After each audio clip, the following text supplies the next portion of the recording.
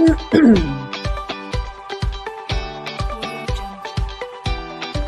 everyone. Welcome to the Cynthia Linox Show. I am your host, Cynthia Linox. Here again to remind you that this is the best season of your life. This journey of self discovery that we are going through is really becoming, I've been going through my journey for the longest time. Again, the journey doesn't have a destination. It just goes on and on and on. And that's how we continue to evolve and grow and progress and things of that nature, which is just so fascinating. And see, for me, because I am always digging in and studying and just searching out, because the more you know, it's just, well, for me, the more I know, the more I learn that I don't know. So I am just really motivated and inspired to continue to dig and to check and to seek and to search and so forth and learn some things. Now, I know that you're doing the same thing also, because you have reached a point where from this journey of self discovery, which is to, of course, become your true authentic self and live a life of freedom and your truth and be able to enjoy your best life now, regardless of what level you are. It doesn't matter your situation, your circumstances. You will learn things that will enable you to live your best life in the midst of everything that's going on. And hopefully, it's a lot of great stuff, because one of the secrets that I know, or that works for me, and again, everybody has their own truth, but one of the things that works for me is the more I remain positive and optimistic and just really live with an expectation of goodwill and well-being and good relationships and all that, I just seem to attract more of that every day into my life. And one of the things that I'm learning uh, at this point is the power of vulnerability. We don't like to be vulnerable, just because when you're vulnerable, you can, you open yourself up. But because I am learning to, when I say I don't really care what people think or say, there is truth to that, but you have to reach a place of comfort. You have to come into your comfort zone so that you know, regardless of what people say, do, or think, it doesn't really affect you. And the more that happens to me, I am free to allow myself to be vulnerable, and I'm finding the value in that. As a matter of fact, I put it to the test. Being vulnerable generally involves people, and so I am putting myself to the test every day, and it's okay, because it's just part of me that I'm discovering. You really open yourself to be criticized, to be judged, a whole lot of emotional things to be, but it's okay. It's okay, because it's part of your growth. So I encourage you, as you learn different things about yourself, to really yield to it, because all of that is going to help you.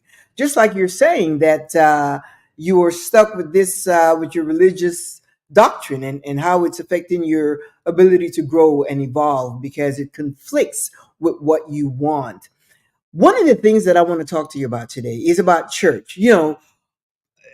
I always say that it's important that you understand that you know why you believe what you believe, because many of you have uh, grown up in the church, and that's all you know. You grew up in church, and you know what you have been indoctrinated to believe.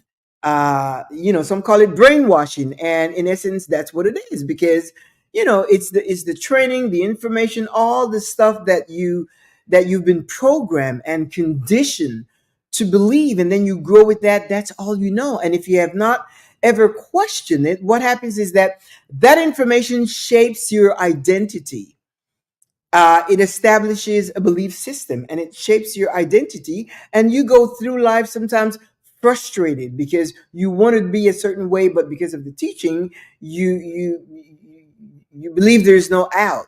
But as you go through this journey of self-discovery, you will discover the truth of you, the truth of yourself, and subsequently you will be able to you will learn your truth, and that's the truth that's going to set you free.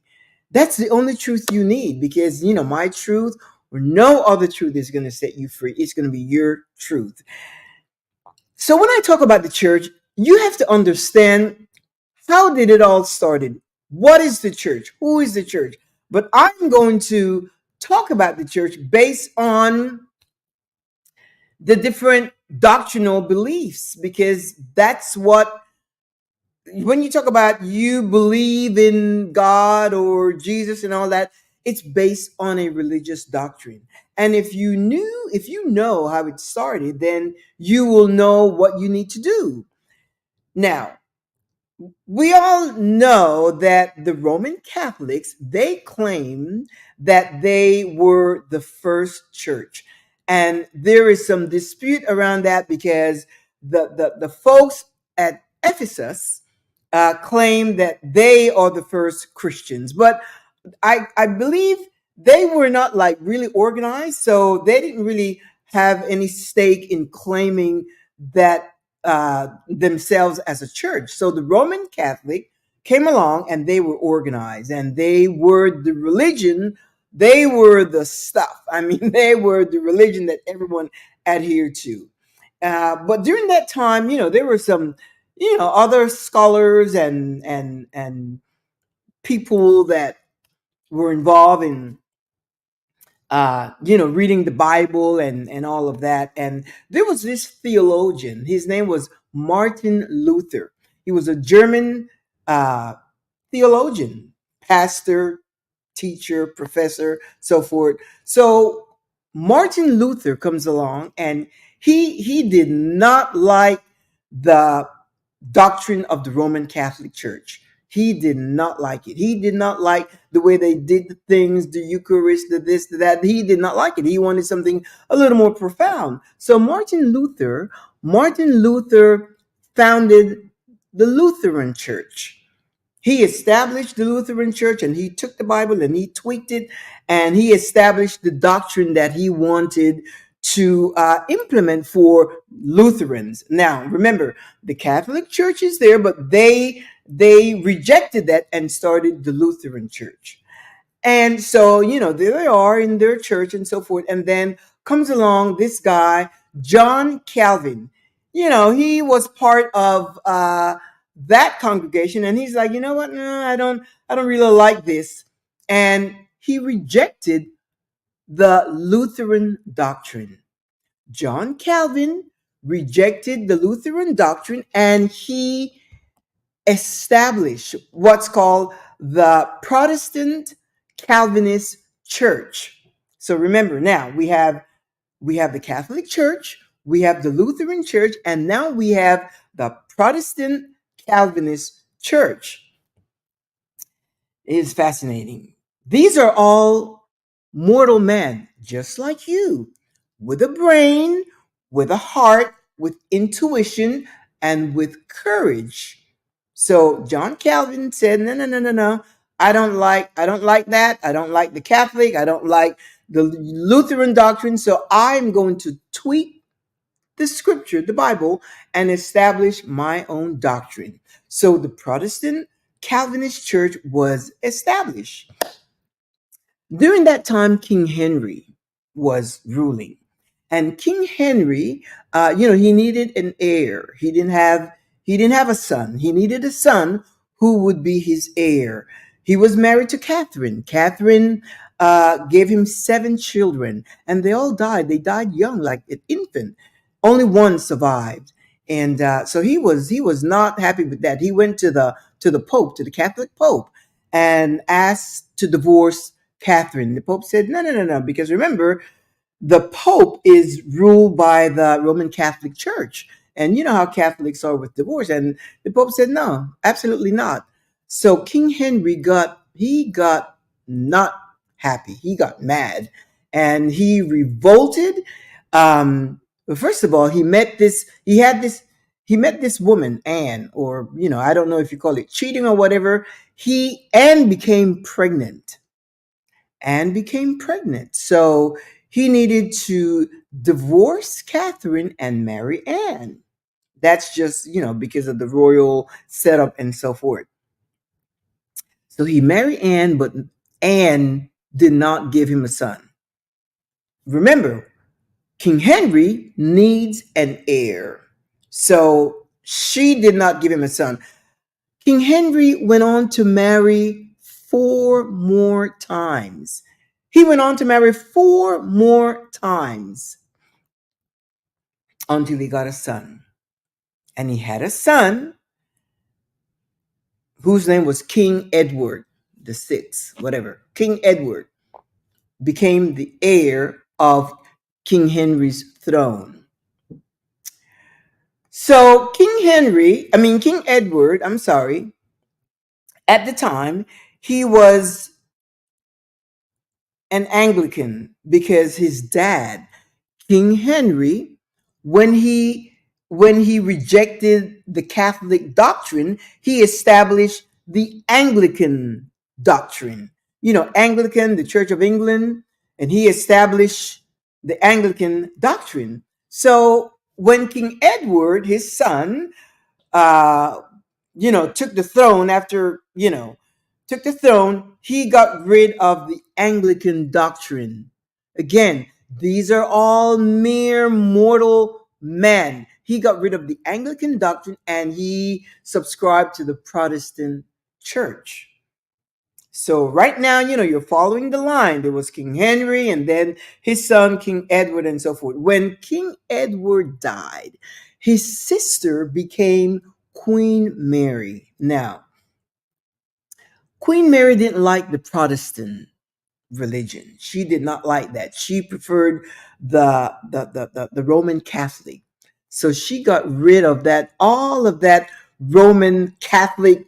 The Protestant. She got rid of all of that and started persecuting all the Protestants. And she persecuted the Protestant really badly. As a matter of fact, her name became Bloody Mary. It was Queen Mary. And I guess, that drink Bloody Mary, I'm assuming that's where it came from. But the point is, she established Catholicism back again in England, and, you had the Catholic religion. Then later on, there's a whole bunch. There's a whole slew of them. What the point I'm trying to make is that once you find out that these, when you go to church, you believe that you're following the word of God, from God, the Bible, and so forth. And even those of you that say, oh no, it's not about God, it's not about religion, it's about your relationship with God. Well, even if you break away from church and break away from religion, you are still following the doctrine. You are still doing the things based on your doctrinal training. Everything that you have learned is based on the doctrine that you have learned. So you're still connected to the doctrine. So whether you say with your mouth, oh, I'm not into religion, I'm not into, because today, in fact, again, I listen to a lot of podcasts and so forth. And when Christians come online, they don't even want to say that they're Christians, because there's some kind of a stigma now associated with Christianity. Of course, now you have the Christian nationalism, which is a whole different that's a whole different show. But Christianity has gotten kind of a bad rap. I'm not a Christian, so I'm not subject to that. But people say, well, I believe in God, or I follow the Bible, or I have a personal relationship with God and so forth, but they don't call themselves Christian. But in essence, you are, because if you believe in Jesus Christ as your Lord and Savior, then you are a Christian. So the point is, so, you know, the people that have made these decisions is like King Henry. That was a personal and political decision that he made. Because why? Because the Pope said no to his quest for a divorce. He wanted to leave Catherine. he wanted to divorce her because she could not give him a son. And he just revolted, and he got rid of the Catholic Church and established the Anglican Church. But it's like if you went out and said, and of course, which happens today. Oh no, I don't agree with that, and I don't agree with what they're doing, and I don't agree with this, and I don't agree with the Eucharist, and I don't agree with with the Sabbath, and I don't agree with the way they baptize, and you come up with your own. These are mere people that are coming up, tweaking the doctrines and taking out certain parts and so forth. So now we have John Smith. John Smith, he established the Baptist Church. John Smith, the Baptist Church, and they, out of that Baptist doctrine, they had some branches. They had some branches of different, the first Baptist, the second Baptist, the third Baptist. They just have like different Baptist churches. And so, and then with that came along uh, William Miller. William Miller did not like that Baptist doctrine, did not like the way they did things, the way they believed, their belief system. He didn't like that whole Baptist doctrine. William Miller created the Adventist Church. And they talked about the Adventist Church. Their doctrine was a little different. But the thing with the Adventists is that they had this prediction that Christ, Jesus Christ, was going to return in the year of 1844. That was their big thing. They knew that they had it packed. They knew that they had the truth, and they knew that the return of Christ was going to be in 1844. The year 1844 came and went, and Christ did not come back. The church was very, very disappointed. They had some disappointments and questions and doubts and all of that. They were not happy with that. So then White, Ellen White, Ellen White was she was part of the congregant, and she called herself a prophetess. I don't know who ascribed that title to her. How do you become a prophetess or whatever? And in my mind, I am asking, if you were a prophetess, then you would have known that the prediction that this other the prediction that William Miller had about the return of Jesus, you would have known that it was not correct, that it wasn't true. Anyway, Ellen White was not happy with the Adventist church, the Adventist doctrine.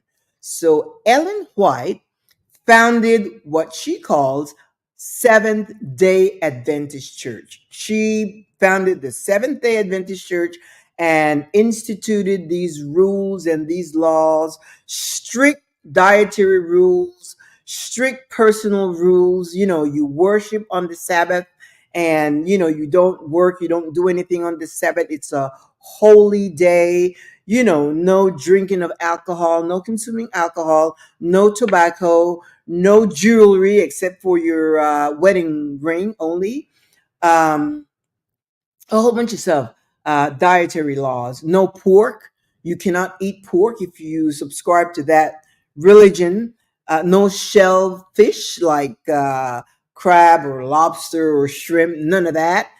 What else? There's a whole bunch of stuff. I don't have it here, but anyway, a whole bunch of things, rules and laws, and you can't, you have to dress modestly. You can't dress like sexy, or, I would imagine you can't wear a bikini, or, just all these laws that you were supposed to follow as a 7-day Adventist. Now, my question is this Ellen White, for instance, she's the one that founded the Seventh Day Adventist Church. She's a person just like you, just like me. She's just a regular person, with a brain, with a vision, with intuition and guts and courage. And she just decided, I'm leaving this William Miller, and I'm going to start a different branch of Adventist church. And then she called it the Seventh Day Adventist, and instituted. She each one of them that started the doctrine, it's because they didn't like something from where they were. So they thought, you know what, I'm gonna do this on my own. I'm gonna go and start a new church. And it's something like, my husband and I, when we left church, we weren't looking for another church, because we just left. We just left because we got bored, we got tired, we got stifled. It was just non-progressive, non-growth, just the same thing over and over. And we were just, it's like, this is just not getting anywhere. So we just left. So we weren't looking for another church, because all church, they teach the same thing. They just tweak it a little differently. And then we discovered what works for us, and that was love, kindness, and compassion. So our lives is guided by the principle of love, kindness, and compassion. And that works for us. That works like a charm. That works perfect for us, keeps us in, good relations with people, and, of all cultures, all nations, all ethnicity, all race, all backgrounds, all of that. We get along with just everyone. Of course, you know what I mean. You may not like some people, but, as far as being able to get along, that's, you can do that, even if it's simply ignoring someone. So we when we broke off, I guess we could say, well, we started a church of two, my husband and I, but it works for us. It's been 15 years. And you can do the same, because what Ellen White did, imagine this. You have subject your entire life, your thought process, your behavior, everything about yourself, not just yourself, but your children, your grandchildren, your great grandchildren. You have subjected them to all of that uh, doctrine that a mere mortal, Ellen White, created. Ellen White decided, you know, Adventist just is not working for me. I'm going to create the Seventh Day Adventist Church. When I was little, my dad sent us to a. I was in boarding school. It was boarding school, and it was in Costa Rica. I don't know. I think I was about 8 or so. I was very young, and it was an Adventist uh, establishment, a Seventh Day Adventist school. And it's not because we were Seventh Day Adventists. We didn't grow up in church. We did not grow up in church. We grew up in going to Catholic school in my country, and then he wanted to send us off to boarding school, because that's what you do if you're in a position to do that. Anyway, that's what you do. You send your kids off to school, and they're supposed to come back with some kind of certificate or whatever. But anyway, and we were there at this Adventist school, and I didn't like it at all. I didn't like it. It was just so restrictive.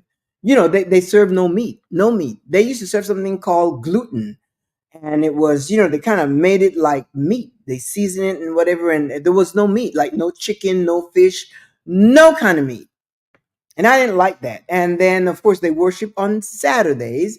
There was the Sabbath that started Friday evening, Friday evening after, I guess, sundown or something like that. Everything just kind of like shuts down. It's boring to the max.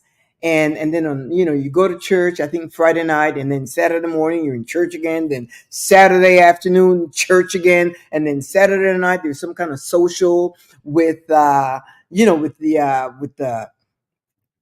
with the students. There's like a social. They used to call it Saturday night social or something like that. But the men are over there, the boys over there, and the girls are over here, and you could not. There was no, there was no contact at all. They were so strict. Of course, I was little, so that meant nothing to me, but that's the way it was. And the I remember that the older girls that were in perhaps sixth grade, or not sixth grade, about to graduate high school, they would fall in love with someone there over there, and but there was no contact. And I remember, now that I think back, there was such an element of frustration, because there were guys looking at them, and they're handsome guys, and they themselves were good looking girls, and but there was no contact. And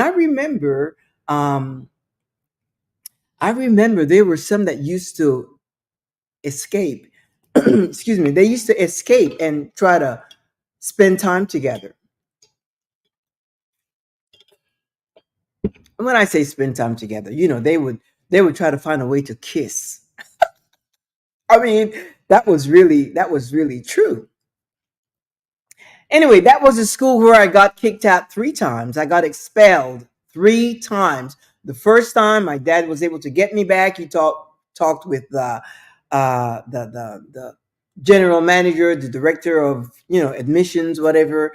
The second time, they were able to get me back, and because the tuition was high, so they negotiated something. The third time, they said absolutely not. They put me on a plane, because they're like, she is just uncontrollable. It was three of us that were the youngest in the dorm, and that was Ofma, Olga, and myself. And they were from other countries, but we were close, and we would just do a lot of mischiefs. I remember one time we went into the cane field, and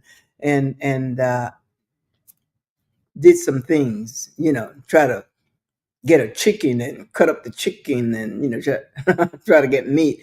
It's just a lot of mischief. We were just, and then we were sharp, because we would do things, and they would not find out until later.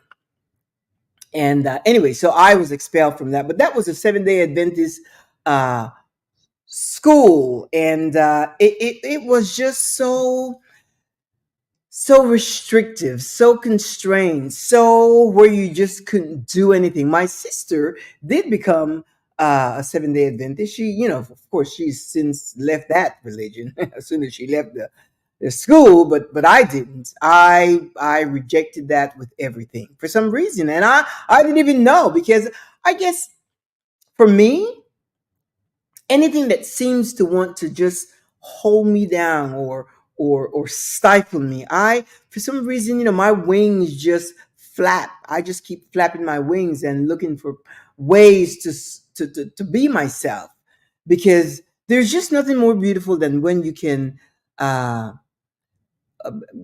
be your true authentic self, because you become real.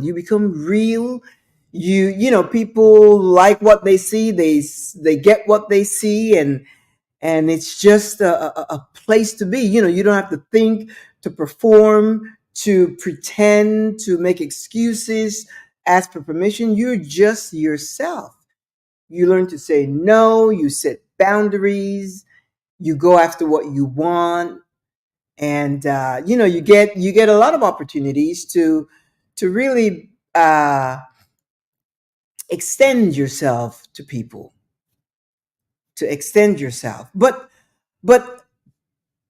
again, that was a Seventh-day Adventist establishment, school, boarding school, and we followed rules and laws governed by the doctrine of the Seventh-day Adventists. Now, I am just, well, since my deconstruction, learning that this whole thing, because when you're following a religion, you think in your mind that it's the religion established by God. It's the religion that was established by God, so you follow it. You don't even question it. That's not something you do. This search that I did when I became, when we left church and I started my journey of self discovery, that That search, I did that after I left church. But when I was in even the evangelical church, I didn't question, how did this start? Who came up with all this? Who did this? Who, because if they have a brain, I have a brain. And that's why I came to a place where I um am confident in my uh journey, because I know my truth that has set me free. But it's not something that I questioned when I was in church. You don't question, well, how did this start and who said, and you know what? It is true, because when the last church that we were in, my husband and I, the pastors of that church, they at one time belonged to another doctrine. I think it was like a Pentecostal holiness. I'm not sure, but it's one of those churches where you can't cut your hair, you don't wear makeup, you have a bun, you wear long skirts. One of those churches. And they left. They left that doctrine to become evangelical pastors, or, Protestant church, not Protestant, evangelical. So people move around. And I don't, it's interesting because they shared that why they left, but we didn't. It's not something that at the time you just don't question it. You're in church and you believe that what you hear from the pulpit is written in stone. It is doctrine. This is what you know, this is what you believe, and this is what you follow, this is what you observe, and that is it.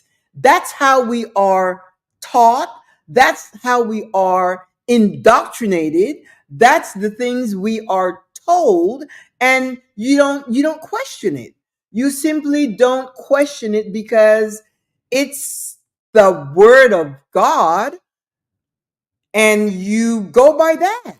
It's just when you hit a brick wall, like now that you are trying to uh, go through a journey of self-discovery, and you're trying to find out who the hell am I? It's like, what? It's like, why do I think this way? Why do I believe this way? Why am I afraid? Why am I, why do I, afraid of hell? Looking forward to heaven. Who says what, and who? You That's why you are that way now, because you are now discovering, wait a minute, I have not taken time to check. I have not taken time to discover my truth. And when you do, you're going to surprise yourself. You're going to find a freedom that you've never had.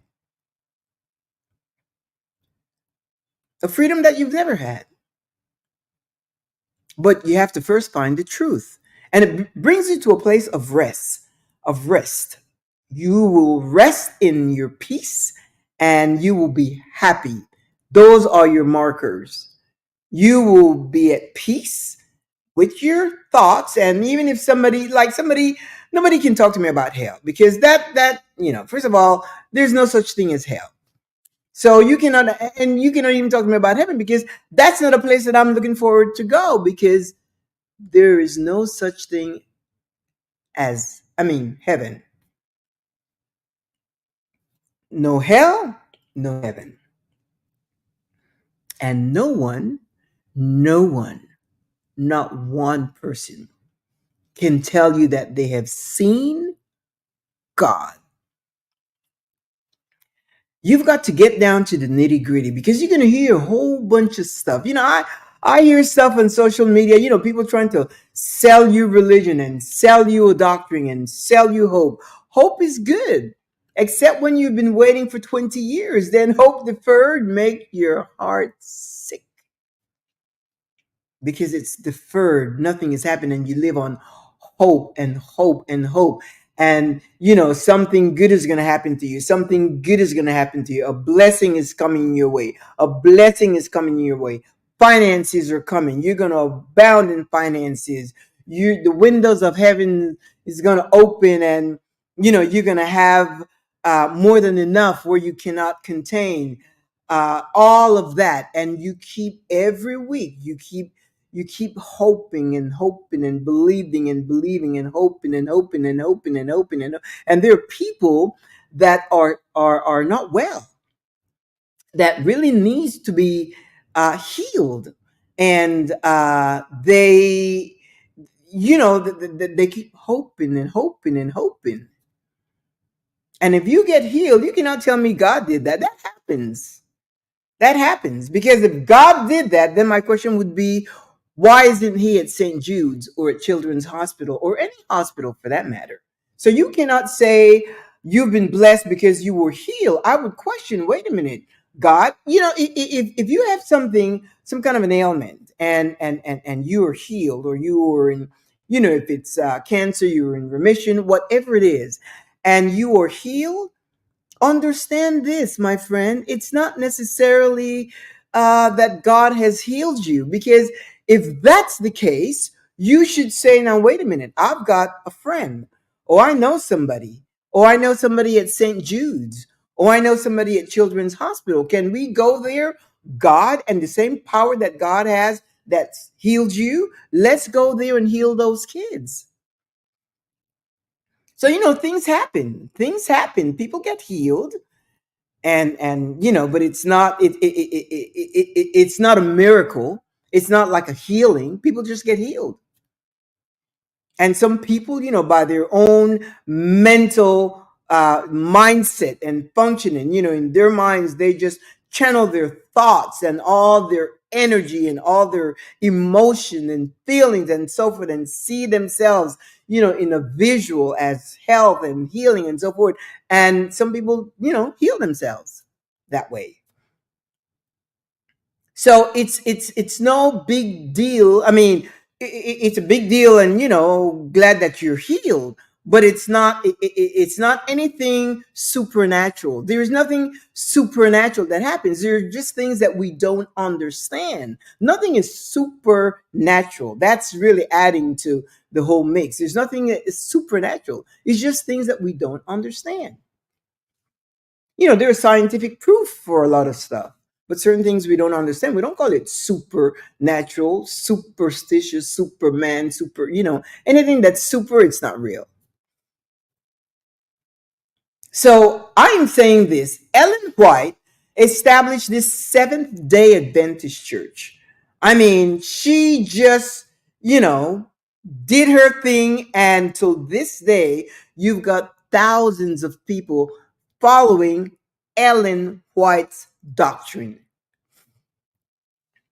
Remember, she broke off from William Miller. She broke off from that doctrine. She didn't like the way he did things, and then he predicted the coming of, and you know what? One of the things that she said that since 1844, because remember, this William Miller is the one that predicted that Jesus Christ would return in 1844.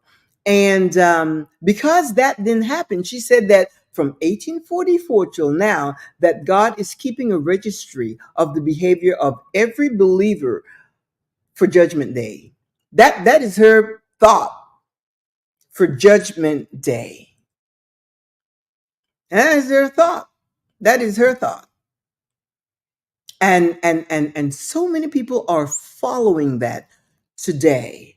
Not wearing any jewelry, not eating some. I told you, we had someone that came to our house one day. They were visiting from another country, and they came to our house, and we prepared a pasta dish, like shrimp scampi or something like that. Really, with lots of big, thick, juicy shrimp. And we cook shrimp really good. You don't want to overcook the shrimp.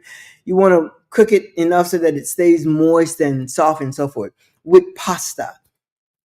It was so delicious. So we had this person over, and we had some other people over for dinner. Now, one of the local people, persons, was, took this guy out to shopping. This was a Saturday. So in the morning, they got up and they went out shopping. They went out and did a whole bunch of shopping. And in the afternoon, they came to our home, and we had this, but just the smell of it was so delicious. So everybody served themselves. Everybody served themselves the shrimp scampi. There was a lot of shrimp in that dish. I would not, I would not forget that. And there was a lot of shrimp. And so this person, and I believe he knew. It just smelled so good that he wanted that. This person served himself a big plate. It was a lot. Big plate of pasta with the shrimp. Shrimp was in there. And so we sat at the table. We all sat at the table and, started eating and so forth. And then this woman over here said, "Wait a minute. Aren't you uh, aren't you not supposed to eat shrimp? Shellfish?" And the person that was the Seventh Day Adventist said, "Oh my gosh." And you know what he did? He proceeded to remove all the shrimp. He had already eaten about three or four big shrimps. He proceeded to remove all the shrimp from his pasta plate, and somebody else took the shrimp. Now, you tell me, are you telling me that he didn't know that he couldn't eat shrimp? You know, He's a 7 Day Adventist, and this is an adult man. Now, I can't, it's not to where you could say, well, he just wanted to be polite and eat what was placed before him. That is not it, amigo. That is not it. And then this person, I guess she wanted to roast him. She said, "Wait a minute, and you went shopping today? You're not supposed to shop on a Saturday." And it was like, oh my gosh, I- all of that was an act. I don't believe, I believe that he knew exactly what he was doing. But the smell of the dish was so delicious. He ate 4 pieces of shrimp. Now you can't eat shrimp. So what are you trying? But she called him out. She said, "Wait a minute, you're not supposed to eat shrimp." And he's like, "Oh my gosh!" And they said, "Wait a minute, you went shopping today. You're not supposed to go shopping on a Saturday. That's their holy day, and they could have done that during the week, but he went shopping." So my point is, had she not called him out, he would have continued eating and enjoying, because he was really enjoying. Now, if you know that the pasta is cooked with, or is blended with the shrimp, you should get rid of everything. I mean, we had other stuff that he could have eaten, but he ate the pasta. He got rid of the shrimp that was in the pasta, and so these are laws that Ellen White instituted. These are laws that she instituted in the Seventh Day Adventist religion, in the doctrine. She tells them that you cannot eat that doctrine. You cannot eat pork, and you cannot eat shellfish. And we were, when we made that dish, we I don't know what we were thinking. We just made it because it was a dish that most of the people that were coming is what they like. And we weren't thinking in terms of shellfish, because we know that they can't eat pork, but shellfish is not something that we really thought about. We didn't, because if we had thought about it, we would not have cooked uh shellfish, shrimp. But we did. And anyway, everybody enjoyed it, and he went on to eat the pasta and so forth. But I think he knew. I think he knew. My point is, do you see how, the human element is? That was not like, because he would have known, if that's the doctrine you follow, you would have known that. You would have known that that is a no-no. No bueno. That's a no-no. But he went on. He started eating it, and she called him out, messed up his whole jam, and so he stopped. But that doctrine was set up by Ellen G. White, the Seventh Day Adventist, one mortal person that calls herself a prophetess. Like, who the hell named you a prophetess? Like, where does that come from? Like, where do prophets come from? And if you're a prophet, you ought to be able to prophesy. I remember there used to be this guy. His name was Clement something, and he's died now, but so many people that call themselves prophet and prophetess and so forth, and they may say stuff that people that may happen, but it's like who's called you to be a prophet or prophetess? I mean, I don't know. The point is, she called herself a prophetess. And Ellen G. White is the person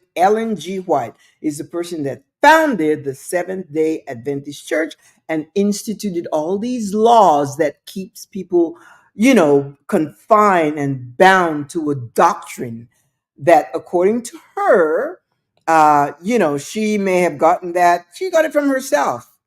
You can't say you got it inspired from God. You got that from yourself.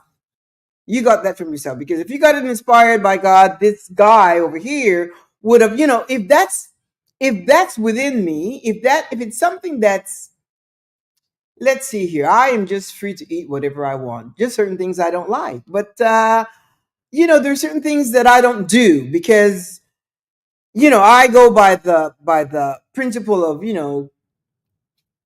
treat your neighbors kindly and things like that, but there's certain things that you simply don't do just because it's not within you. Well, this person, obviously he wanted to, and you know what I believe, because he was out of the country, away from his environment, that he allowed himself to just be. Just imagine, he allowed himself to just be and to go out shopping and buying stuff, and just he wouldn't have to give an account to anyone when he goes back. But it's not about giving an account to anyone. It's giving an account to the person that you say you worship through this religious doctrine.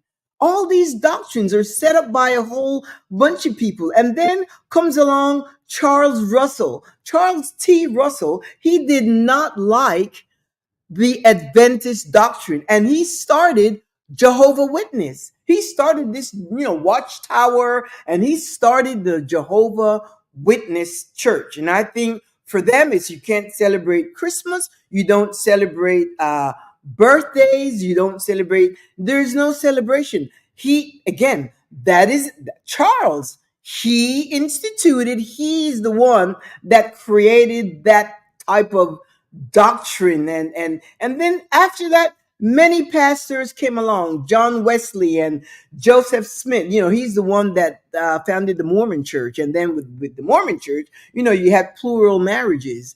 It's like, where does that come from? And it's interesting because these plural marriages was men marrying, having multiple wives.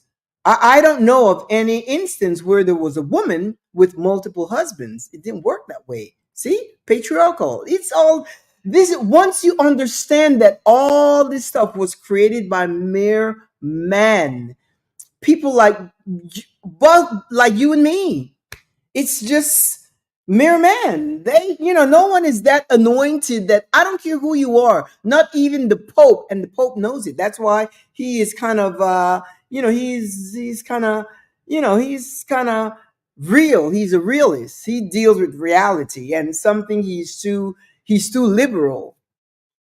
But I don't even, when I went to Rome, I wanted to have a cup of coffee with him. He was sleeping. We stood in front of the Vatican over there, and we were taking pictures and whatever. And so I said, I'm waiting for him to come down and have a cup of coffee. Let's just chat about stuff. Not, I didn't need prayer or for him to lay hands on me or do the no, I didn't need any of that. It's the Pope.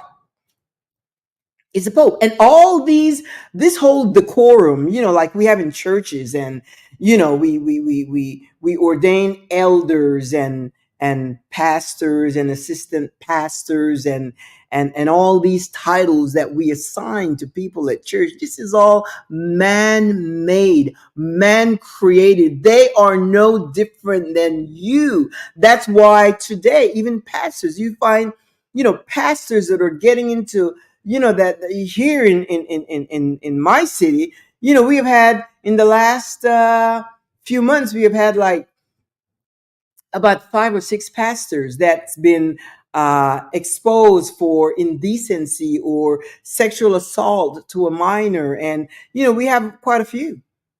They are subject to the same weaknesses like you and me. That's why it is important that you know your truth. Your truth, if you are attending church, if you are following a religious doctrine, that is not your doctrine, my friend. That is a doctrine founded, instituted, implemented, created by someone else. Joseph Smith created Mormonism. Charles Russell created Jehovah Witness. Ellen White, Seventh-day Adventist. William Miller, Adventist. And then you have John Smith. He didn't like the Anglican, and he created the Baptist Church. And if you go further down, there's a Joseph Smith. Well, yeah, the Mormon, I already said that. And then there were all other pastors that created Pentecostal church and evangelist church and just a whole menu of churches based on their doctrinal criteria, their perception, their way of seeing things, their opinion, their take, their views. It's theirs, it's not yours. And then you come down to this guy, his name is George Hensley. You know what he did? He founded the snake handling Christianity based on a scripture in Mark something. And it has to do with like Pentecostal and holiness church. But the snake handling, are you familiar with that snake handling church? There's a scripture that says that you will handle snake or drink any kind of poison and it will do you no harm. Well, look it up. You know that a few pastors have died because they've been bitten by snakes. Imagine raising your child in a snake handling Christianity doctrine. That's reality. You may say, well, that's extreme. It exists. It exists. And it's no different from the Baptist, the Methodist, the Catholic, the Episcopalian, the Lutheran, the Pentecostal. They're all the same. They're all the same. Last week, I talked about Jim Jones, and I don't know if I really told the story for those of you that may not have known the story.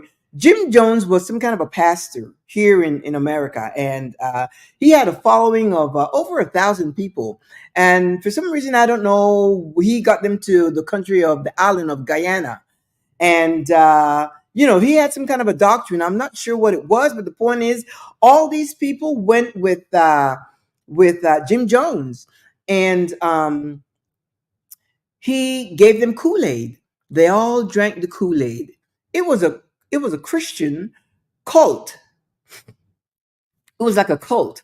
They all drank the Kool-Aid and they all died. There's a sea of dead bodies, women and children and men, and they all died. There was poison in the Kool-Aid, and I don't know what was the objective. And then when I mentioned also David Koresh was a branch of Davidian Christianity. And he was in Waco, Texas, with a whole bunch of believers. And there was a standoff with the authorities and whatever. And then finally they blew up themselves, and there was a fire, and they all died. So there are things that you need to know. It's important that you know for yourself. You may not be in a situation where it's as extreme, but let me tell you, my friend, the fact that you are finding it conflicting between your religion and your desire to learn who you are and to become your true authentic self, and that it's hard for you to bridge it. It's because you can't bridge it, because it's not yours. This religious thing over here, it's not yours. Find your own. Find what works for you, and that will be okay.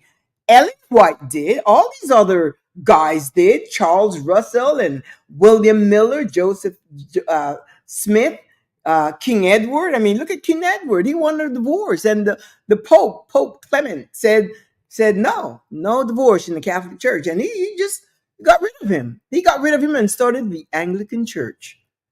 So you see how that works? You can start your own. You don't need to start a church. You just need to discover what works for you, because the doctrine that you have, the doctrine that you are guided by, whether it's, and you can say, well, I just follow the Bible. The Bible, again, is written by mortal man. And, when they talk about there's contradictions in the Bible, it's not contradiction. Leviticus was written by one person. Deuteronomy, Exodus, and other books of the Bible, Joshua, they were written by different people.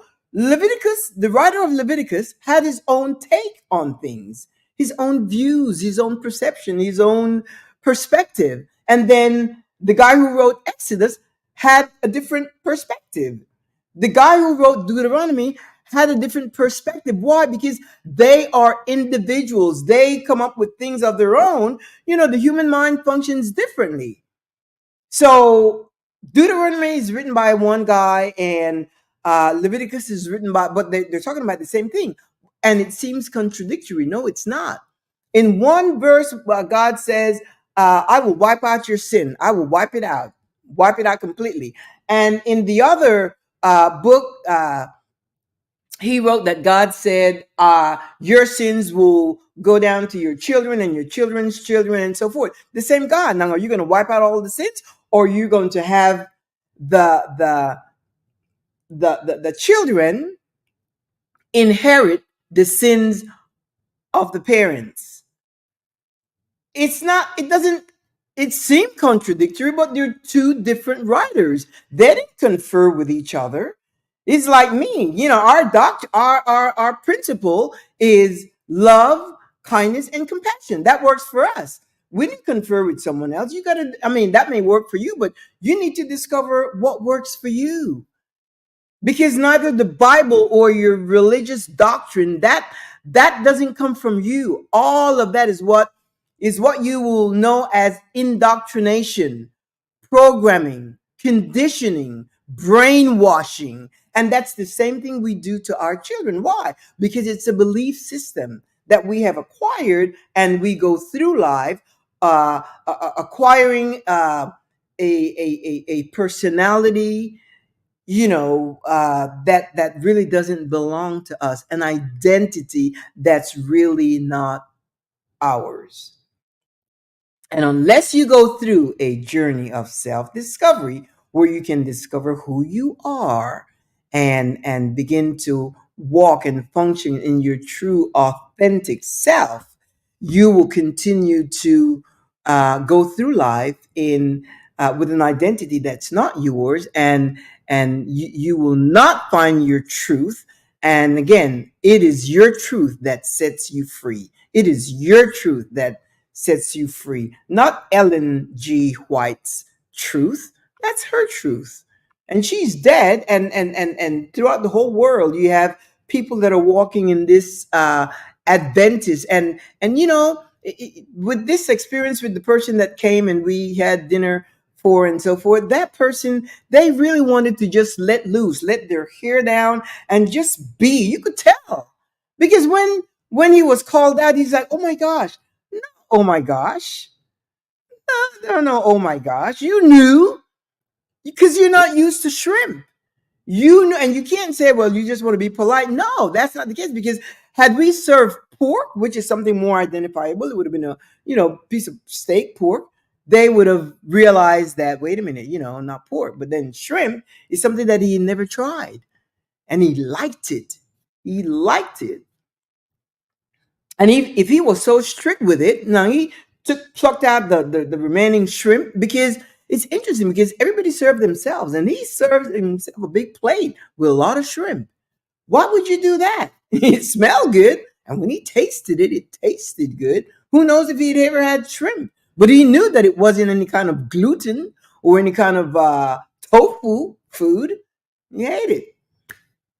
So that's the whole thing. That's, he could not be himself, but you could tell he wanted to let his hair down. He was here by himself. There was no one to give an account to. He didn't have to report to anyone. And, so it tells me that what they did in the past, it was for show. It wasn't something that was on the inside of him that he could say, this is my belief and I follow this because in honor of God, I follow this.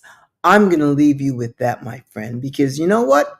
Whatever it is that you're doing, the thoughts that you have, the belief system that you're guided by, you need to revisit it. And if it doesn't come from you, it is not your truth. Only the truth that comes from you. Remember, you have a brain, you have a mind, you have feelings, emotions, and intuition. to follow, just like Ellen G. White did when she said, no, I don't want this Adventist stuff. I'm going to start the Seventh-day Adventist Church. And she did, and have a whole bunch of people dragging along. And that's the same with all the other churches, the Pentecostal, the Evangelical, the Baptist, the Methodist, the Lutheran, all of those churches, Catholic, Episcopal, all of that. This is just a taste. I encourage you to go check it for yourself, because when you check it for yourself, you learn it for yourself. And once you learn it, it becomes yours. Until next Thursday, 2 p.m. Central Standard Time, we have a date right here.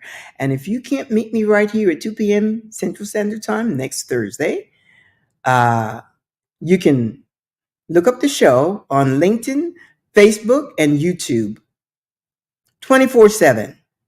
Drop me a note if you need to chat at info@thecynthialinoxshow.com, and whatever questions you may have. And I'm also a certified life coach. If you need someone to have a closer connection with you so that you can go through and learn some things, or, help you navigate through this journey, drop me a note. info@thecynthialinoxshow.com, and we'll chat and I will respond to you. In the meantime, today's Thursday. Remember, tomorrow is Friday, and then comes the weekend. We're looking forward to a great weekend. This is our anniversary month.